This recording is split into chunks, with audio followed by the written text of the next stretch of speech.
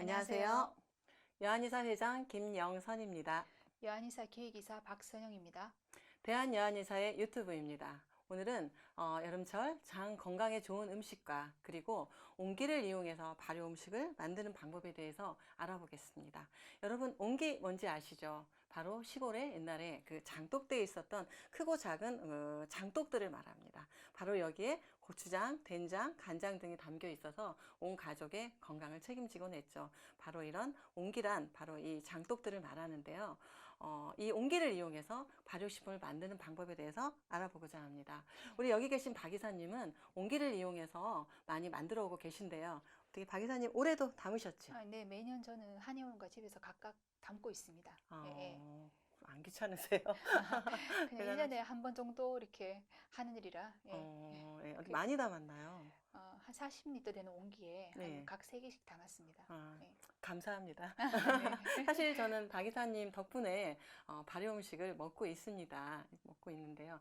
얼마 전 너무 더워서 아이스 아메리카노를 너무 먹고 나였는지 배탈이 났습니다. 그런데 더워서 따뜻한 물을 먹기가 싫더라고요. 그래서 생강 발효 엑기스를 차가운 물에 타서 마셨는데요. 차가운 물이고 또 배가 아픔에도 불구하고 아무런 무리 없이 잘 스며들고 배가 따뜻해지는 걸 느낄 수가 있었습니다. 네. 역시 발효 음식이 정말 좋은 거라고 느꼈습니다. 네. 여름철엔 이렇게 배앓이, 장애 문제가 잘 일어나는데요. 왜 그럴까요? 네, 아무래도 여름철 같은 경우는 실내 온도 차이가 크고 차가운 음식을 많이 섭취하시기 때문에 과민성 대장 증후 같은 그 소화장애나 설사 등이 많이 일어날 수 있습니다. 또 동의보감에서도 대장의 병증을 표현하기를 장이 끊어지듯이 아프고 꾸르륵 소리가 나고 차가운 기운을 많이 받으면 설사가 나며 배꼽이 아프고 오랫동안 서 있기도 힘들다고 기재되어 있습니다. 이 역시 차가운 음식이 문제가 되고 있는 것 네네. 같습니다. 예. 특히 요즘은 또 냉방 아래 오랫동안 있기 때문에 이런 차가운 기운을 많이 오래 노출된 것도 문제가 되고 있는 것 같아요. 예. 요즘은 코로나19로 인해서 면역력이 굉장히 부각이 되고 있습니다. 면역력이 튼튼하려면 장내에 유익균이 많아야 되고 유익균이 많아야 세균을 물리치고 이길 수가 있습니다. 결국 면역력이 튼튼하려면 장내 환경 조성이 가장 문제가 되는데요. 우리가 면역력에 대해서 많은 이야기를 합니다. 오늘은 면역력에 대해서 좀 더 자세히 알아보겠습니다. 네, 면역의 의미를 살펴보면 면역의 면은 피해간다는 의미이고 역은 전염병을 뜻합니다. 그래서 세균과 바이러스 등으로부터 내 몸을 지키는 것이 바로 면역이고 한방에서는 이것을 정기라고 표현을 합니다. 면역력이 강하다고 하면 세균, 바이러스 등의 유해물질로부터 감염을 예방할 수도 있고 체내에 이물질이 들어오거나 암세포가 들어와도 이겨낼 수가 있는 것이죠. 또 더불어 우리 몸속 세균의 대부분을 차지하고 있는 장내 미생물 같은 경우에는 그 경쟁 번식을 통해서 유해균을 없애고 염증 억제 세포를 촉진시키는 듯 아주 중요한 역할을 담당하고 있는데요. 그래서 최근에는 그 장내 미생물을 잘 먹여 살리기 위해서 유산균인 프로바이오틱스가 아주 인기를 끌고 있습니다.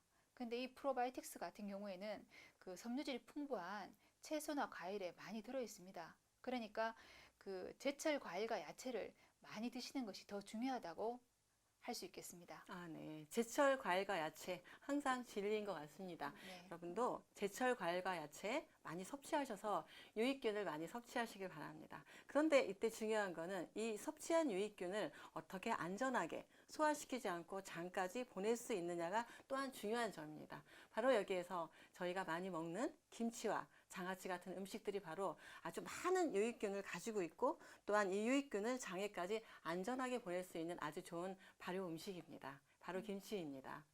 최근 프랑스에서 아주 흥미로운 연구 결과가 발표됐습니다.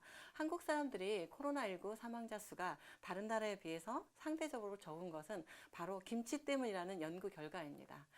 장 부스케라는 프랑스 교수는 코로나19 사망자 수와 각 국가의 시기 상태에 대해서 상관관계를 연구를 했는데요. 한국과 그리고 유럽에서는 독일이 상대적으로 코로나19로 인한 사망자 수가 적었고요.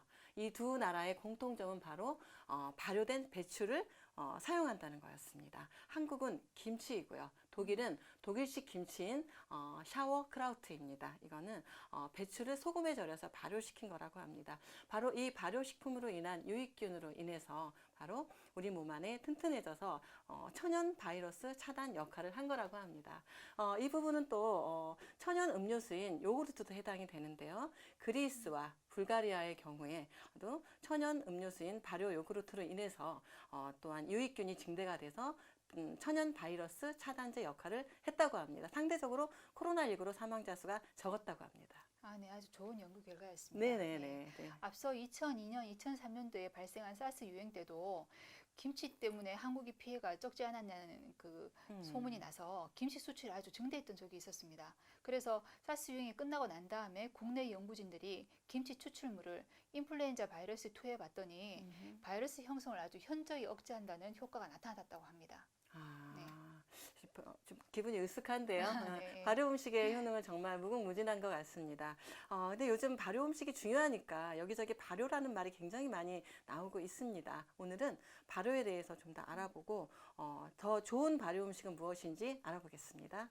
발효란 사람에게 유익한 미생물인 발효균들이 발효 과정을 거쳐서 식재료에 있는 인체에 해로운 성분을 분해, 해독, 중화시켜서 없어지게 하고, 그 다음에 그 식재료에 있는 좋은 에너지를 조화시키고 증폭시켜서 사람에게 유익한 성분으로 변화시키는 과정을 바로 발효라고 할 수 있겠습니다. 그래서 발효의 대표적인 것으로 가정에서 어머니들께서 매실 액기스를 많이 담그시는데요. 오늘은 이제 저희가 준비한 것은 특별히 온기를 이용해서 그 고혈압과 혈액순환에 좋은 양파 액기스와 가장 대중적인 매실 액기스 담그는 법 보여드릴까 합니다. 네, 이제 저는 매년 집과 한의원에서 담그고는 있는데요. 이번에 처음으로 이제 촬영하면서 하느라 약간 미흡한 점이 많습니다. 그거 양해해 주시고 봐주시길 당부드리고요. 그럼 지금 한번 보실까요?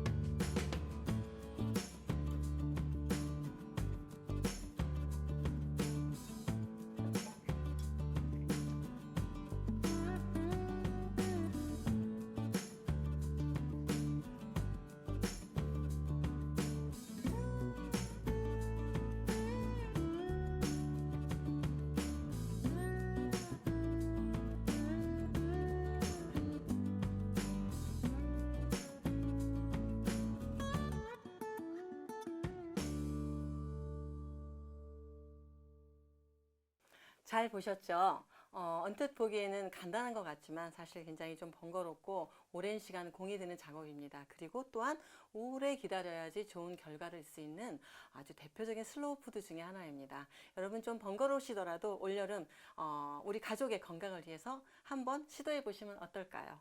비록 힘든 시절이지만 면역력을 튼튼하게 해서 장 건강을 지켜서 우리 코로나19를 이겨냅시다.